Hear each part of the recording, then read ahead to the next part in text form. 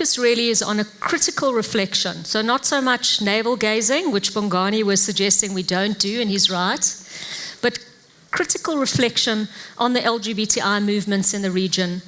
And the central question there is, how are we driving or how are we hindering the changes we want to see?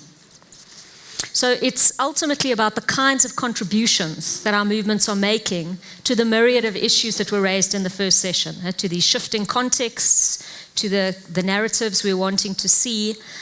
So it is, in a way, opening up a bit of a Pandora's box. And when thinking about the role of the movement, I mean, I noticed in the program that it's a singular movement, and I wonder if it isn't more about movements. You know, I'm not talking about bowel movements, but, you know, that there are lots of different ways in which we organize in very different environments. So it's about the role of the movements in both positive and negative shifts or changes. And the questions that come up for me is, well, you know, are our strategies powerful in their effects? I mean, are they actually working? Are they doing what we want them to do? Secondly, is our movement relevant? Or is it just relevant to us? Is it actually relevant to a wider context, to a wider region, to a wider social, economic, political environment? Okay, so these are hard questions to be asking ourselves. And the invitation, I think, in this session is to look within in a critical and a constructive way. To help us have that conversation, we have three very seasoned activists on my left here. We have Chan Gray from Zambia, Chester Samba from Zimbabwe, and Nhlanhla Mkhize, better known as MC, from South Africa. And each of them will start by putting forward their key critical thoughts for about 2 to 3 minutes to frame our conversation about their own experience, obviously in their own countries, but I think they're well positioned to talk about the movement in the region more generally. After that, I'll be in conversation with them, hopefully prodding and probing for the little niggly bits that are difficult to talk about, and then it'll be an opportunity for you to deepen the conversation, and not so much to get into a Q&A, because we're not in any way the experts on an analysis of the movement. So what's going to be set up here is just a springboard and invite you to share your own experiences from the movements in your own locations. So that's kind of how we'll run it. And we've got an hour, as I understand, until 12:15, or until we are thrown off the stage. So let me start by introducing who we have in conversation. First of all, Chan Gray, who's a human rights activist residing in Lusaka, Zambia. He's the director of the Trans-Bantu Association of Zambia, where he works with trans and intersex persons, as well as their families, on health, social, and economic issues related to gender identity and expression. He's currently the steering committee chair of the Southern Africa Trans Forum, where he provides strategic oversight towards the formation of the forum, which seeks to strengthen the trans movement in SADC. He also provides mentorship and personal growth strategies to young people facing marginalization due to their gender identity and expression. And he sits on the global advisory group of the Dignity Initiative of Canada, which is encouraging a stronger Canadian voice on human rights issues around the world. And he said to me before we walked in, quote, he is dying to talk about the shit in the movement. So we very much welcome that starting point. And I'll introduce everyone, and then I'll give them a time to settle in and live up to their own bios, and then we'll kick off. The next person is Chester Samba, who's known to most of us. Chester was born in Gweru, Zimbabwe. He started out as a shop assistant. He then worked magic on women's hair, you were saying, from bobs to fringes. The smell of perm lotion forced the great trek to the big city, where he furthered his studies in accounting before queer activism finally struck. And I take it he got over the perm lotion, and then he moved into gay activism, where he's involved in advocacy and ensuring the visibility of girls in a number of sectors. He also spends time analysing political developments and their implications on citizens, with a particular interest in LGBT communities. He's become, as we know, the face and voice of girls in the media, and ensures the continued visibility of the organisation both nationally and internationally. And if that's not enough, Chester loves baking. So if things don't work out in queer activism, I think that's the next step. And then there's MC, Nhlanhla Mkhize, who is an old activist, South African activist, like me, who was one of my role models when I was a small lesbian. And she's the executive director at the Lesbian Gay Community Health Centre in Durban, KwaZulu-Natal, a long-time human rights defender, passionate about youth and women. And then she said as an aside, that's what makes her lesbian. So the things that we're passionate about drive us also to our activism. So it's fantastic to have all three of you here. And I think we'll kick off in this order. Chester, do you want to share some of your initial thoughts around where we're at as a movement? In what ways what we're doing is enhancing, in what ways what we're doing is hindering the very change we want to see? Thank you, Melanie. Just to put a disclaimer, when she said "isn't," she meant old. So yes, when I look back at our activism, and I relate to Zimbabwe, that's the context that I'm alive to, that I'm well versed with. I see that the status of human rights in Zimbabwe has greatly improved. There's a lot of awareness around human rights in communities, and there's a lot of assertiveness that's taking place in different movements in Zimbabwe. And that has also, I think, accelerated the demand for human rights, LGBTI rights to be specific. And this is informed by the visibility of the community itself. I think when I look back at the 90s when GALF was just a sole organization dealing with LGBTI issues, now we boast 7, 8 organizations dealing with different issues. And I think that's quite an achievement in our country, in that it reduces our vulnerability as LGBTI people, and it also amplifies the voice of LGBTI people in Zimbabwe. I also note that regimes have been challenged. As you know, our former president, I'm happy to say former president,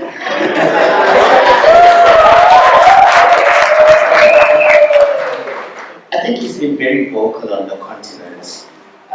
And he really has also, I think we were joking that we needed to afford him lifetime patron for LGBTI activism. Because without him, we wouldn't really have achieved what we have achieved now alone. But because he spoke about LGBTI issues with such a passion, albeit negatively, it also helped to create that discourse around LGBTI issues. It also helped spur other organizations, other countries to start organizing around responding to that homophobia that was coming out of the continent. I like that we are changing narratives. We are part of the narratives that are coming out. LGBTI stories are out there. We are beginning to shape the evidence. We are beginning also to direct policy around LGBTI issues, inclusion itself.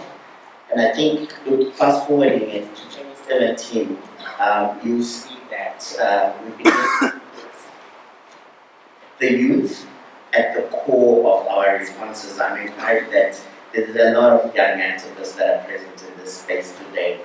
That's something that we need to celebrate, because without the younger generation, I think we are not able to carry the movement forward. I remember in the early days when we set in platforms, the biggest argument was like, this is a new phenomenon. Why is it there are no LGBTIs above 40? Now I can stand proud to say there are a lot of LGBTI people above 40, and we're changing that discourse. We're looking at how religion is coming into the space, and also beginning to offer guidance and prefer support to LGBTI individuals. It still is a contested space, but I think there's progress, and I think that we need to acknowledge those small steps that we're making. I look at advancements in the law, in the legal environment. Already, we're starting to make those advances. LGBTI people are approaching the courts for recourse to seek justice, and I think that's very encouraging. And one thing that I feel that we need to do urgently is also just to acknowledge ourselves and the presence that we have in the spaces that we occupy. Thank you. Yes. All right. I think I want to premise our conversation in this segment from a point where I think all of us have got in common as young people at some point in our lives, growing up in spaces where you were told who you are, how you're supposed to live your life. For some of us, who to date, who not to date, what times to be home by, and so on, but very much being individuals that have been brought up in spaces where somebody takes a lead and tells you what to do and what not to do, whether that works for you or not, was irrelevant. And I think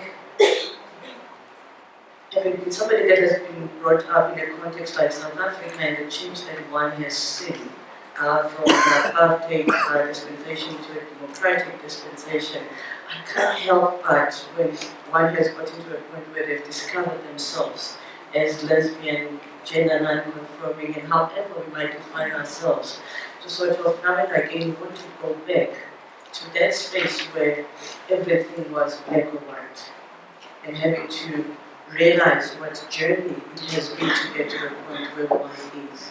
And I think for me that becomes important for some of us in leadership positions when we look at the journeys of our own organizations and of our own struggles. But also to take cognizance of who has been our ally and who has held our hand and who has been that finger that says thou shalt not, thou shalt not do that.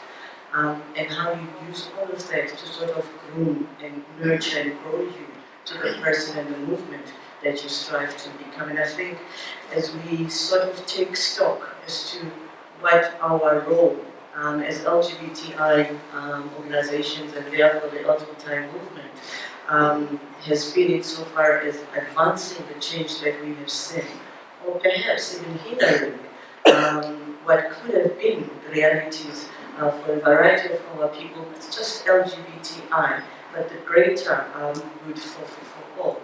It's going to be important, I think, in our conversation this morning that we keep going back and forth about where have we been, and where are we now, and where we would like to go, and what has been our role, and who have we partnered with to get ourselves to that, and who have we left behind, and maybe even what were some of the reasons why we left those behind, and is it perhaps the time that we brought those people back into the conversation. So I think for me really that's where I'm excited about the conversation about this morning and would like to see the conversation take us to.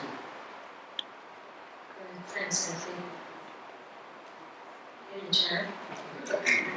Melissa. Right, thank you.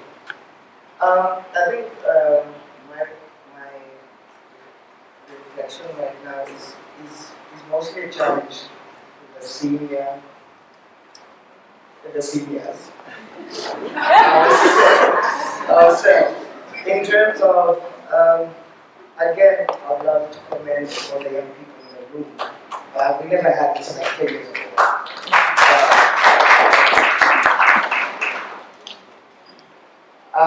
The reason that we have why we appear to be the only people in meetings and everything else is because 10 years ago we were the young people in the room. And we were tasked with building a movement, which we have now done, or at least we are doing, we are organizing around that. But I believe that right now we don't have an excuse why we are not able to nurture the next generation and hand over the mantle. We have planted seeds, and it's the next generation that will shape even how advocacy looks like. Who are we talking to? Who are we not? Who are we leaving behind? That word that is now HIV related, but it's relevant even in our context, so that let's not leave there. I've always always had a problem with the acronyms, because those letters have only others. It doesn't put us together.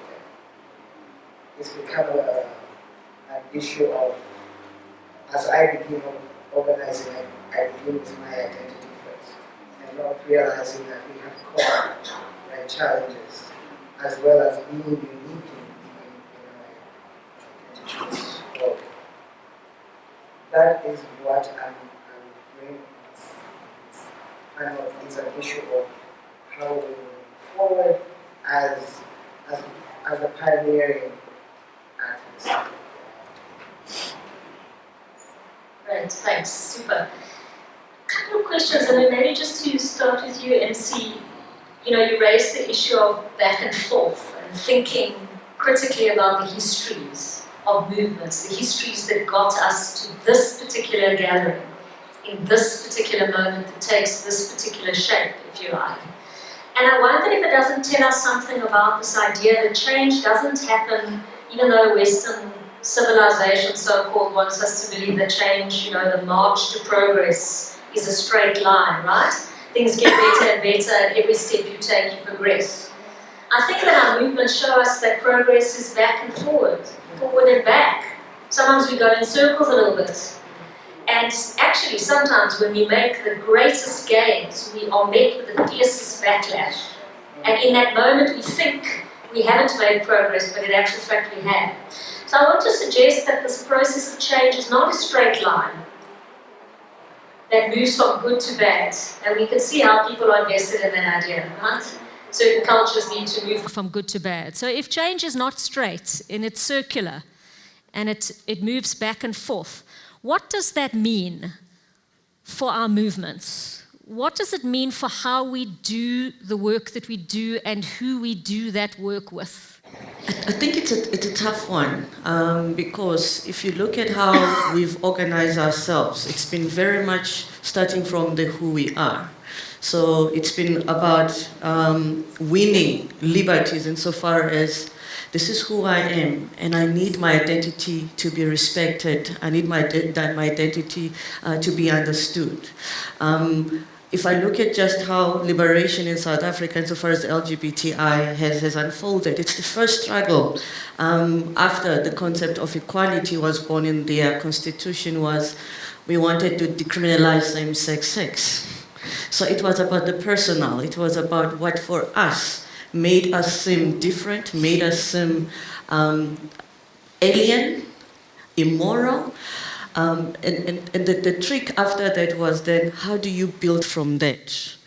We are not just who we have sex with, and we've understood that in a variety of spaces where we engage.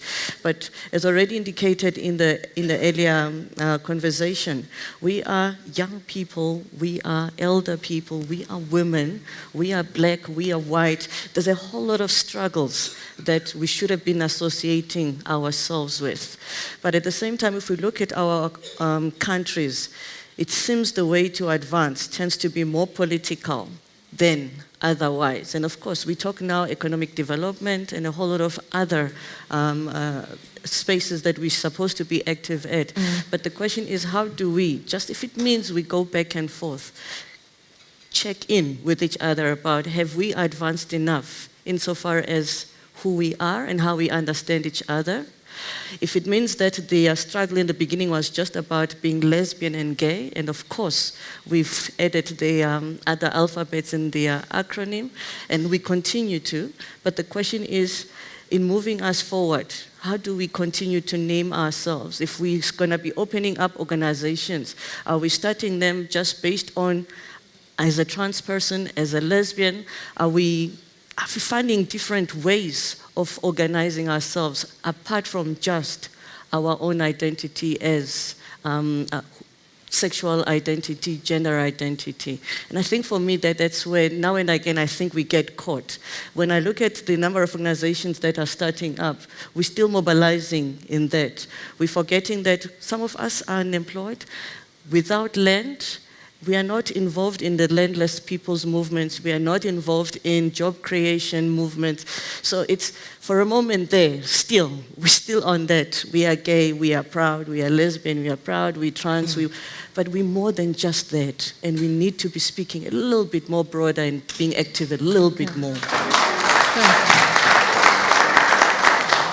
So in a sense, picking up on what came out really strongly in the first, in the first session, the idea that, even though many of our movements, in a sense, were born through certain forms of identity struggle and identity politics, that we're in an increasingly globalized world where it's not only about sexual or gender identity, it's about politics, it's about economics, it's about state accountability, it's about access to resources, and all these myriad of things. And I think, Chan was also alluding to it, these names, these imperfect labels that we use, that grow all the time, as a wonderful intersex activist Sally Gross used to call it, the LGBT alphabet soup. The soup grows and grows, and I want to say that we are always bigger than those names that we use to name ourselves. I think the minute we find the perfect name, we're in trouble. We're always bigger than.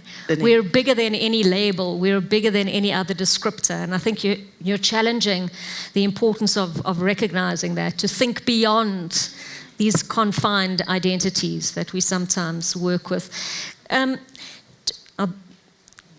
Jess, I wondered if you could talk, and then I'll be with you, Chan, I can see you wriggling. I wanted maybe you to share a little bit, and I'm very mindful that, Zimbabwe is in a very important historical moment, and we were chatting earlier about saying the implications of that moment one doesn't know yet, right? And I think Gels and others are going to be playing a critical role in shaping the implications of that moment. So thinking about that, where you're situated now, and thinking about what has come up again and again in our conversations this morning, Audre Lorde's call that there's no such thing as a single issue struggle because we don't live single issue lives. So what does that mean for the leadership of our movements? And what does it mean for how we work with the state and with political leadership in particular? Yeah, Zimbabwe at the moment, I think, is going through a very delicate period in its transition, because we have gotten rid of the face of a particular system that has been very difficult to dismantle. The face has been removed, but I think the system remains. And that's where I think the biggest challenge is, in that how do we begin to dismantle that system? And in that, where do we as LGBTI people find ourselves? Where are our issues in that narrative around reshaping and reorganizing Zimbabwe? And I think it's critical that as LGBTI people, we become clear about our demands, we become clear about where we are located in that struggle for emancipation, because everybody at this moment is also trying to figure out where they stand within that particular transition. And I think that's also important for us to be able to know whose narrative are we parroting, whose narrative are we championing, and whose agenda are we driving. Is it ours? Is it the donors? Or who are we representing? So I think for me, it's critical that we begin also to pay attention, to pause a bit and not really be excited by what's happening, but pause and reflect on what this really means to get rid of an institution that has been led by a very strong man like Robert Mugabe, and one who has had quite a presence on LGBTI issues on the continent and has influenced quite a number of countries in then shaping and recriminalizing our lives. I think that is what has happened. We've been recriminalized. You find states have revisited their laws and modified them, strengthened them to a point that has affected our activism or our work to try and continuously close the spaces that we're currently occupying.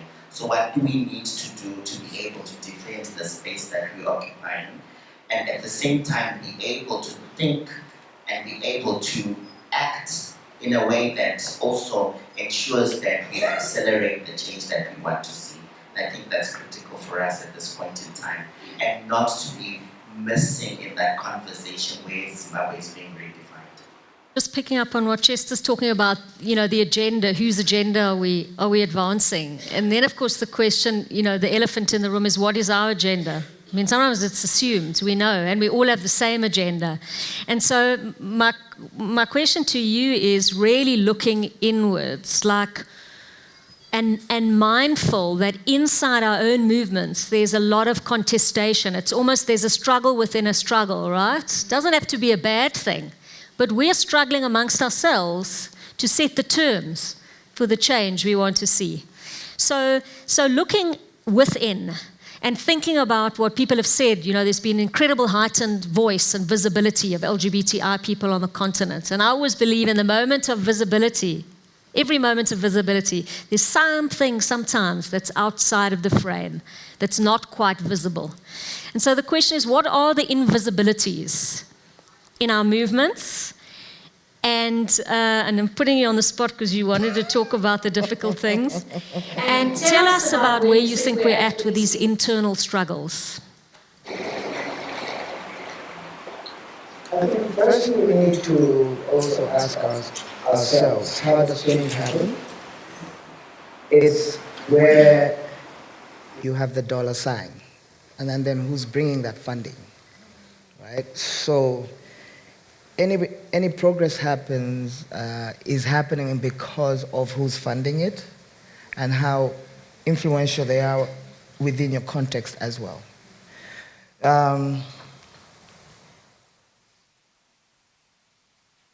We normally mention, that the gay movement has progressed more than the trans movement, and that's our cry every day. There's no trans funding. But the point is, what are the politics happening in the West? And how are they influencing how we program in Southern Africa?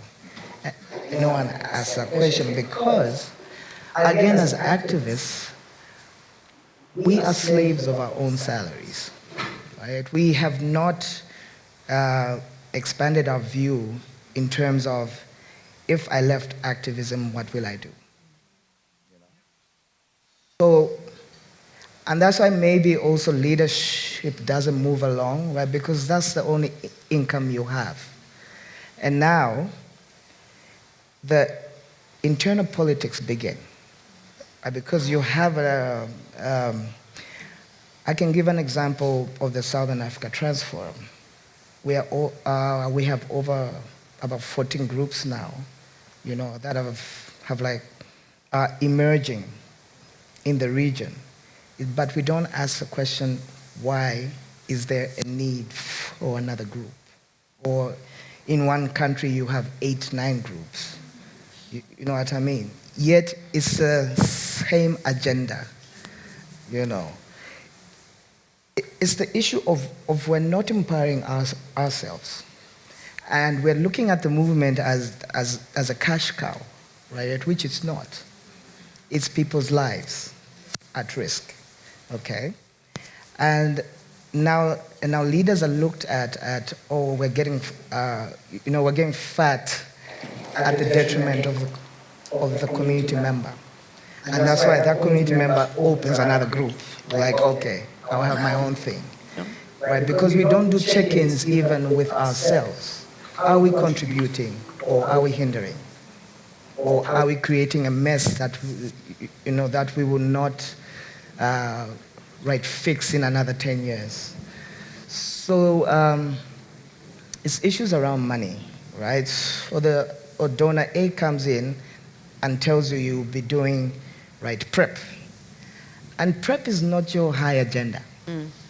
Or you'll be doing condoms and lube. My community, condoms and lube are just a little component of all the other challenges. It's issues about housing. It's issues about family. It's issues about education. It's issues about safety from their home to the nearest shop. We are not, we don't bring that to the table when we meet donor X. We look at, okay, the dangling the carrot on condoms and lube, I change my programming, like, okay, we'll be doing condoms and lube. Yet that is not your priority. And that's why we're having all the internal, right, conflicts, right? Because we are rushing towards what's the new black and leaving out why we are, or we began organizing in the first place. So I'm going to hand to you, MC. I mean, I think you've raised a really critical issue around this, who gets to set the agenda and where is the agenda set? And I think that's why gatherings like these are so absolutely critical.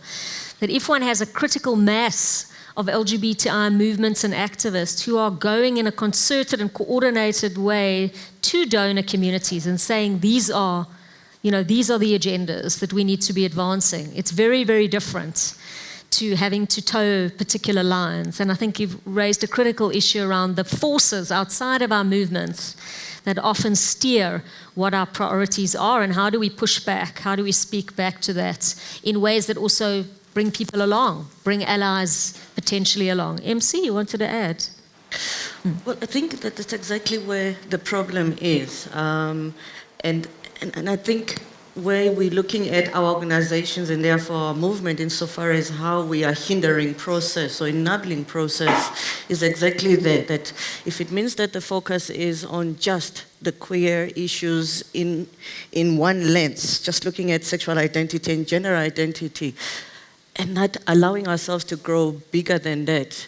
And when we get into spaces where we can have a dialogue or have a conversation, that you could almost sense it, that as we converse, we're almost sussing out who's on board and who's not on board, because there's a potential donor or potential sponsor in the house, and therefore you want to pitch yourself right as well with what you say. It becomes problematic because in one space, there's a number of us here that are already in business, that are in arts, that are in sports, that are in tourism. That's the external agenda. It's not specific to just LGBTI.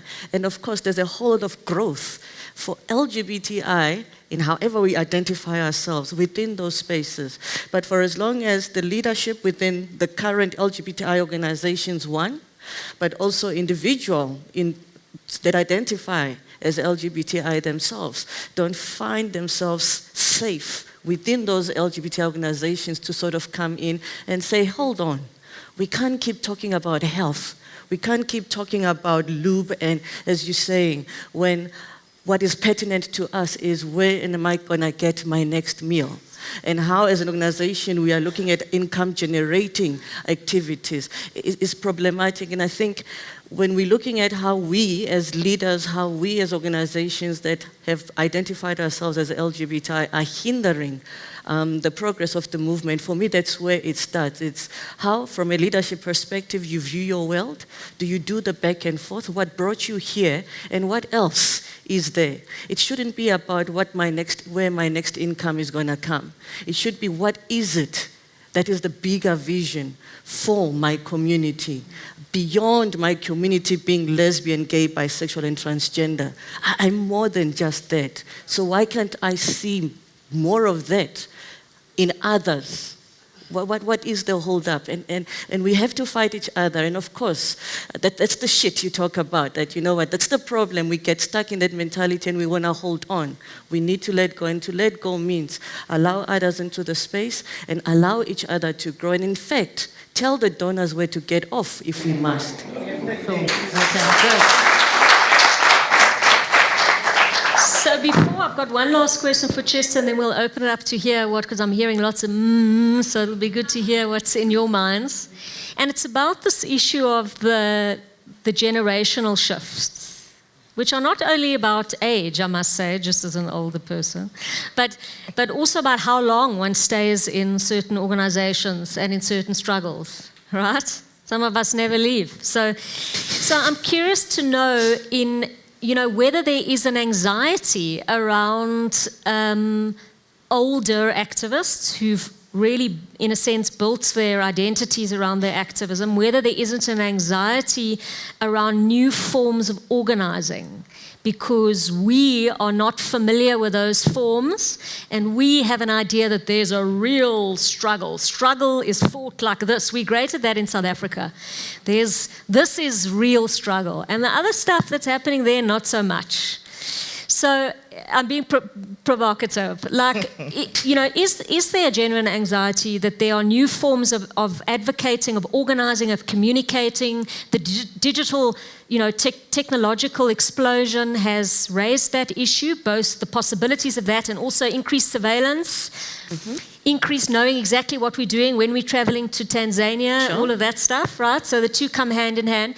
But are there things about being caught with the idea that there's, better ways of struggling and not so good ways of struggling? Your thoughts? I think without a doubt, there are new voices emerging around LGBTI organizing. There's new thinking, there are new ways of doing things, and we need to acknowledge and appreciate those and create space for those to be nurtured and to grow within the movement. And I think the biggest challenge that we currently have is how do we connect the old and the new to be able to accelerate the change that we want to see. In a sense, I get the idea that whenever there's new, just like what we do with clothes, if you buy the new one, you throw out the old. But this is different in relation to the work that we're doing. There are lessons to be learned from old ways of doing things, but there's also very rich resources around the new voices, the new ideas that are coming up. And I think it's also our responsibility to be able to create that space to allow for that to grow. What I find missing from ourselves as a movement is, why are we not calling out the injustices that we are perpetrating on ourselves? Why are we not supporting each other as organizations to say, organization X, I see you struggling with this. Can we be of help? Why can't we harness our collective energies to continue to accelerate the work that we're doing and be able to say, the principle is, I'm working for LGBTI emancipation. I can't take money that supports MSM alone and leaves LBT communities, because I think the biggest issue that I personally has been criticized for is how we continue to support the rift between our communities. And this is around the investments that's coming through to our organizations. I'm told this is MSM programming strictly, nothing for LBT. Why can't we be bold enough to say, no, I can't take this? What can we do to get to a point where we're saying, no, I can't do this. It's not around my principles and I don't share those values. How are we moving together stronger, and how are we able to challenge those that are putting on the table those demands that continue to decimate our movements, and be able to say, I need something that strengthens us as a movement, not weakens us. At the moment, we have become breeding grounds for capacity for international organizations. And we continue to be stuck in the narrative that you do not have capacity. Yet they are coming to the organizations to take that particular capacity that we've built over the years. Why aren't we calling those out to say, hang on, we are actually building the capacity that we need, but how do we make our organizations attractive enough for our activists to stay and be able to say, I'm earning a living out of this and I'm doing something passionately. This is not a job, this is about people's lives. And I think that's important. Okay. Great. So we've got about 20 minutes to go. I'd like to open it up to the floor, and I want to invite you to focus your comment or your question on what is it that helps or what is it that hinders in our movements in relation to the change we want to see. And if you could just keep your comments relatively brief so that we can have as many voices as possible. I've got a comment over here, only because I saw you first, and over there, and then we'll go to the right, and we'll take another round. We'll do rounds of 3, if that's okay? Sure. Okay. Go ahead. Thank you very much. I'm Kitana, coming from Zambia.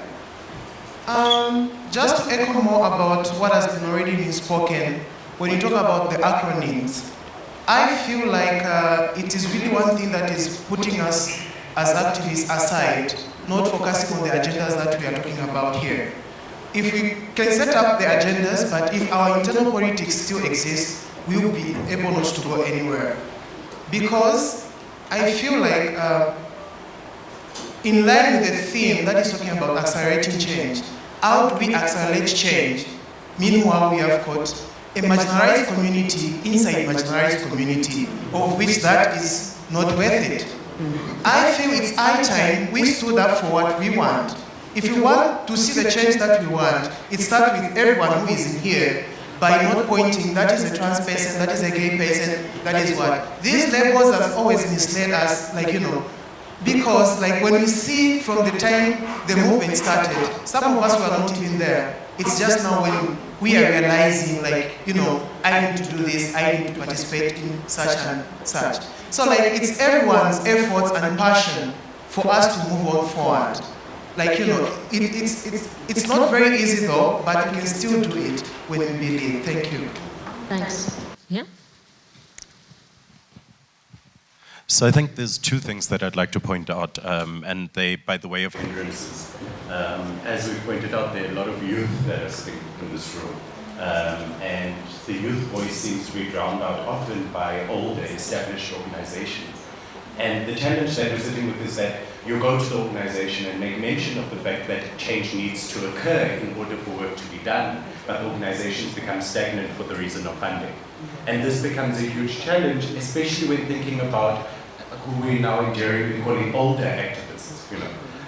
Older activists, in my head, if we as a community had a mindset that you stay in a position for a maximum of 5 years and you move one up, we would create change in such a way that younger activists can come in and move through the chain, through the ladder.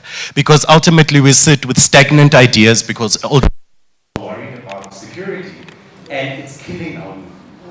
Also, we need to stop being ashamed about speaking about the fact that we are challenged in our spaces, especially around funding, that we are hogging them. We're hogging the funding in urban areas. What about those that are in the rural areas? Yes. Because we use up that money. I mean, we're afraid to say things because they're not nice. Yes, we have a great conference like this. Yes, the conference is important. Yes, it requires funding. But this funding, I was saying to colleagues yesterday, how many of our projects could have been funded for the next 3 years? Based on what is happening here. And it's not to say this is not important, but if we're not calling this out, we're going to keep on making the same mistakes. Exactly. Community. But when you come into this space and you still feel violated in a space that is supposed to ensure that you are safe and in an enabling environment, it becomes problematic to even participate, right? Because the hotel staff needs to be sensitized. I have been grossly misgendered so many times that I'm green with anger.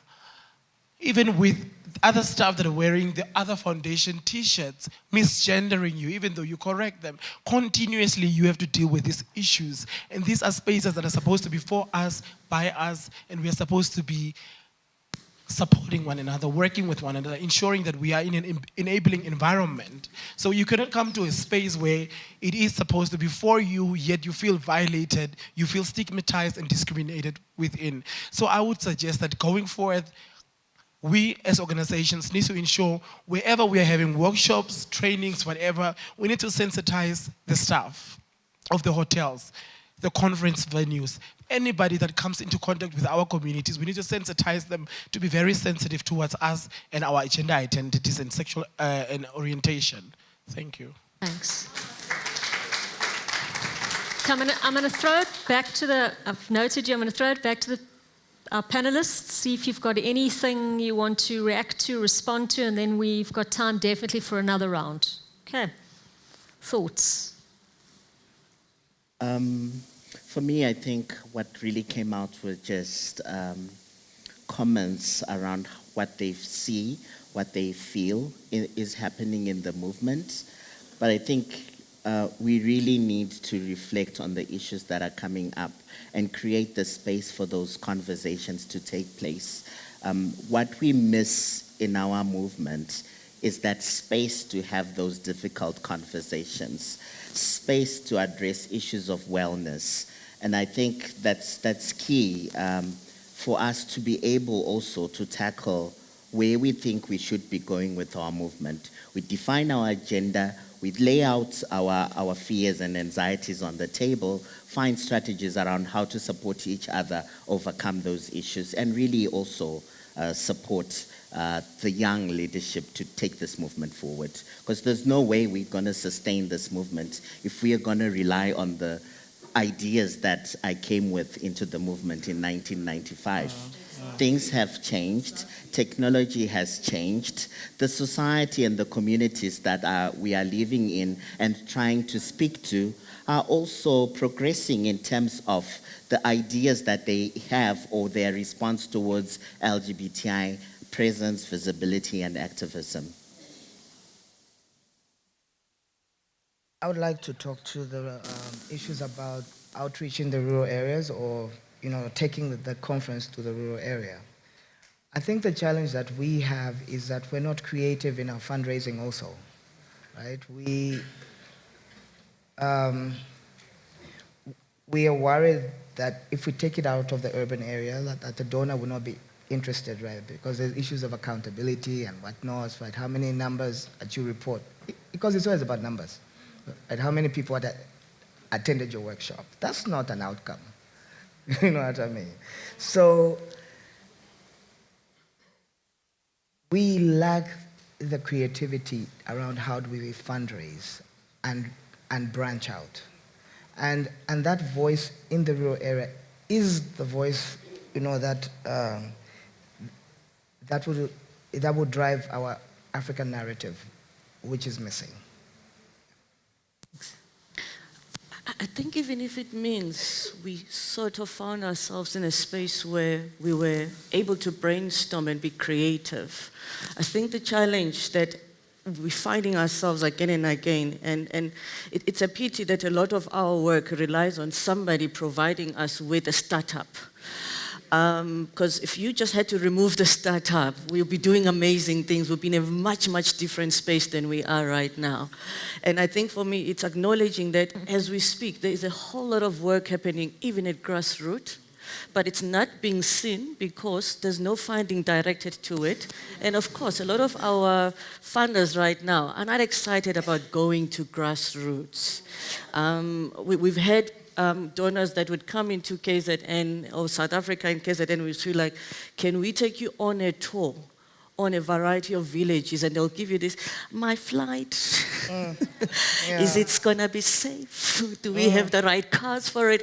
And then it hits you immediately, like if you are all about our development and improvement and changing our circumstance, and already in this conversation you're asking me about access to water, and is it going to be too hot? It's like we're coming up with excuses from that level, and ourselves are not feeling empowered enough to challenge the donor at that very same spot and say, hey, are you interested in investing or are you not? Mm-hmm.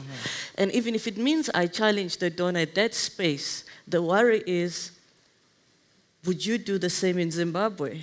Or would you allow the donor to come in and just work with the guys in the urban area and not necessarily go to the rural? Because I think for me that's been the challenge working within the movement, is that if I say no, my next door neighbor is going to say yes. And that's not moving us forward. We are hindering our progress because we are just not bold enough. In a conference room, we are bold. Oh, yes, we know what we want. But when the donor visits you alone, it's a different ball game. And I don't know how we get ourselves to that type of, if you've said it, I say it, and you must say it too. You must not change, because if you change, hell breaks loose. To move away from a point where we see ourselves as beneficiaries of the work that we're doing. I think we need to assert our voices as partners in social justice. Because if we continue with the narrative that we're beneficiaries, we're always waiting and we are always going to be like this for the rest of our lives. We need to be on the table as partners with whoever we are having these conversations with. That's how we begin to change the discourse around where we're going with this. Where is our presence in issues around poverty? Or that's something that we are not prioritizing as the LGBTI community. If we begin to speak about the levels of unemployment that we see in our sector as a result of the prevailing context that we live in, then we begin to change the narrative around how can we ensure that we bring equity to LGBTI people in various countries that they're living in. So I hope at some point during the deliberations there's going to be a session that looks at this politics of funding and the way in which people can collectively look at agenda setting. And I see a few nervous-looking donors in the room, which is a good thing.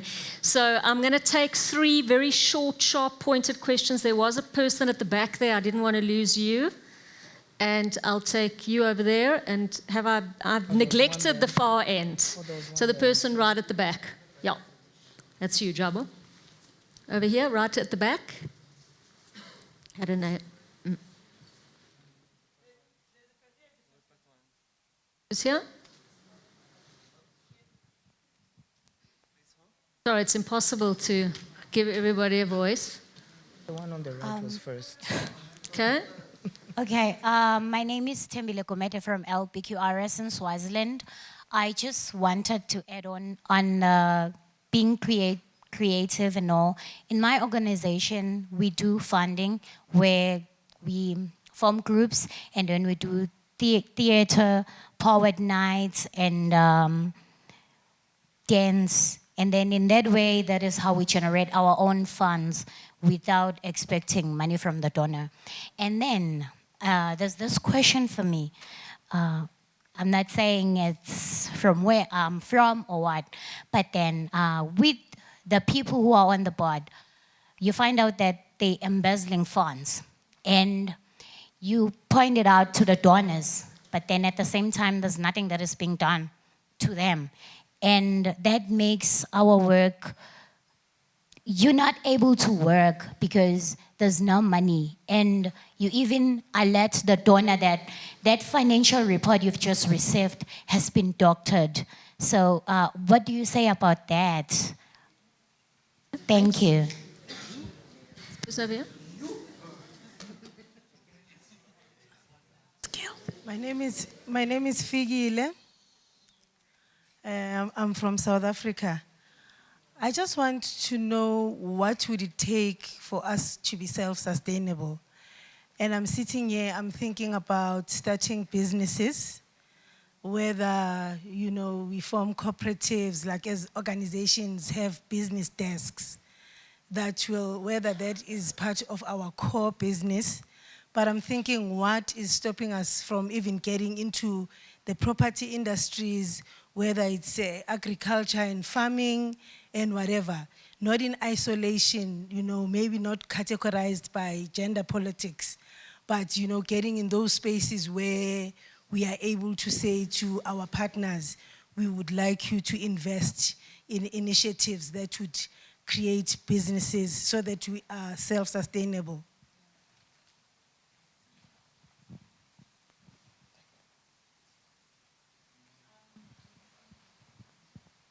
Hello. Oh.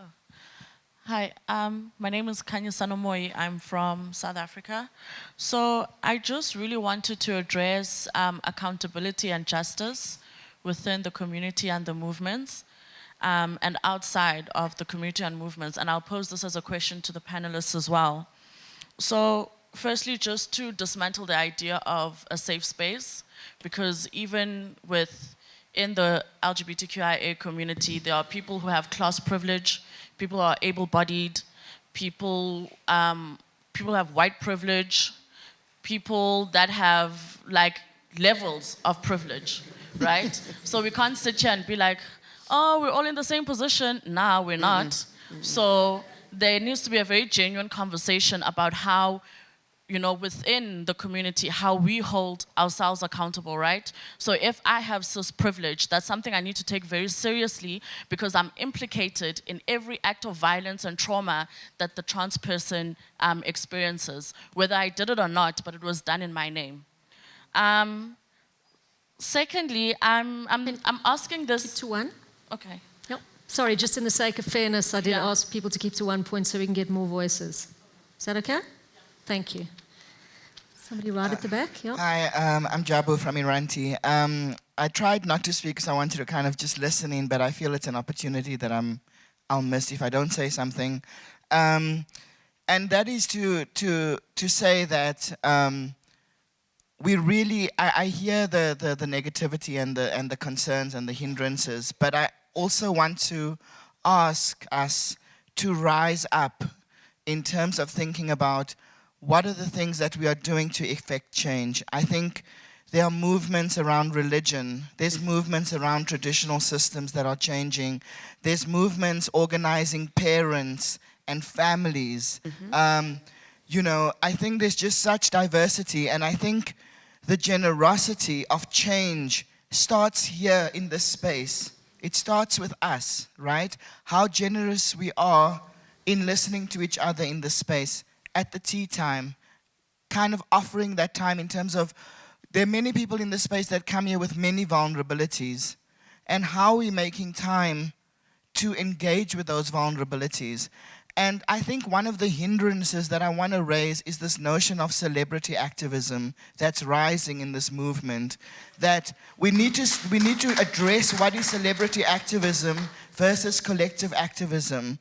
And we need collective activism to move us forward in change, because without that, we're going to struggle. The other issue is that in the Southern African region, please let's look at transnational activism across our countries. How do we connect? I think those are crucial things I want to raise. Thank you. I'm very sorry to those of you who had your hands up. I'm terrible. I'm getting dirty looks, but it's impossible to do all of this in an hour. And I want to say, before I hand over to each of you to give us a last closing thought, is I think this is the beginning of the conversation, and that you have another 2 days to deepen some of the themes that are quite loaded, if you like, that have come out in the session that I think are very important. So I'll take a closing shot from each of you, and then I'll try and wrap very briefly. All right. Mine will be around, All right, go ahead. I think mine will be around how do we empower ourselves? It's moving forward. It's about shifting our mentalities also, because we have, if anything, we've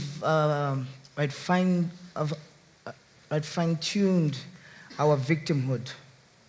You know, we have so how many of us here have been called to a workshop, and your first question is what's the transport refund? Almost everyone in the room at some point in our lives. So already you're walking in with the mentality of, I will only attend if you pay me to, and not realize that it is your platform. And if you want change, that is that meeting. It's your one voice. But it's about, it's meeting A gave $50, he's giving $100, I'll attend that meeting. Yet you are not even voicing out in that meeting. And you walk away and complain that, you know, these leaders are just having these meetings and there's no change happening. But we are the change. And if we don't use those platforms, even if it's a $10 or a free meeting, attend that meeting and raise your issues. Thank you. Just riding on that point, and I think for me, it's, if we're going to be talking the acceleration of change, you rightly said it, it starts with us, and it starts with us in this conference or in this Copan at a different level. A level where, I like the point that Jabu made about we need to recognize, and apart from recognizing, we need those in the room, those in this conversation that already have those specific powers and those specific spaces where they are able to open doors for others, to have visibilized those as we are here together. If it means that you are in business, work with us. If it means that you are in entertainment, in arts, in sports, and there's a variety of spaces, it needs to have been to have come out in this space right here. And it needs to be such that when we talk about accelerating change, it informs how our agenda moving forward is going to look like. It can't always be just about us trying to fight for health issues and just human rights issues. There's so much more that we need to cover. And a whole lot of it is out there, as it seems. But we need to sort of realize that as much as we see it as out there, the external is very much internal. We've been people that have been saying the personal is political. We need to rise in accelerating this change. We need to be partners, we need to be allies, and we need to voice out and see each other at that level. To rise from the issue around us being alive to the issue of privilege and power, so that we know or we understand that this is alive in our movement and begin to talk about those issues.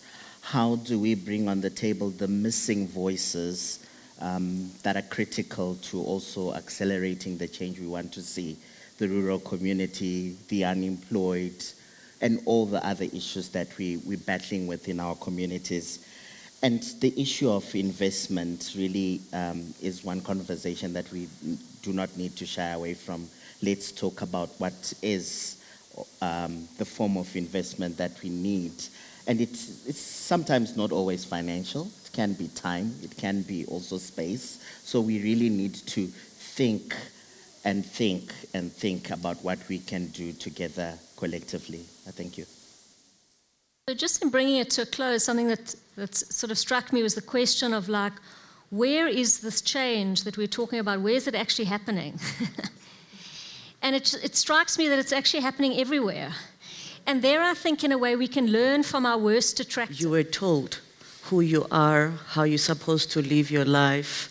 And for some of us, who to date, who not to date, what times to be home by, and so on. But very much being individuals that have been brought up in spaces where somebody takes a lead and tells you what to do and what not to do, whether that works for you or not, was irrelevant.